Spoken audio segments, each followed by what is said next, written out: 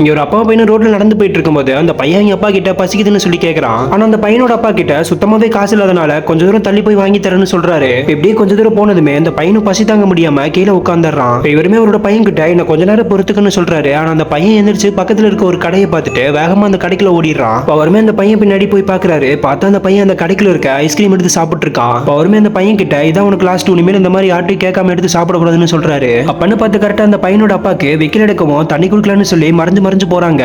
இப்படி பக்கத்துல வந்ததும் கிளாஸ் எடுத்து தண்ணி குடிக்கலான்னு போறாரு. ஆனா தண்ணி குடிக்கல அந்த கடைக்காரமே கரெக்டா அவங்க ரெண்டு பேர்த்தையும் பாத்துறாரு. அந்த கடைக்காரர் இந்த பையனோட அப்பா கிட்ட சாப்பிட்டது காசு கேட்கவும் அவரும் இல்லைன்னு சொல்றாரு. இதை கேட்டதும் அந்த கடைக்காரர் கோவப்பட்டு அந்த பையனோட அப்பாவை அடிச்சது மட்டும் இல்லாம அசிங்கப்படுத்தி வெளியே அனுப்பிச்சிடுறாரு. வெறுமே அப்படியே அங்கிருந்து நடந்து வந்துட்டு இருக்க டயர்டா இருக்குன்னு சொல்லி ஒரு இடத்துல உட்கார்றாரு.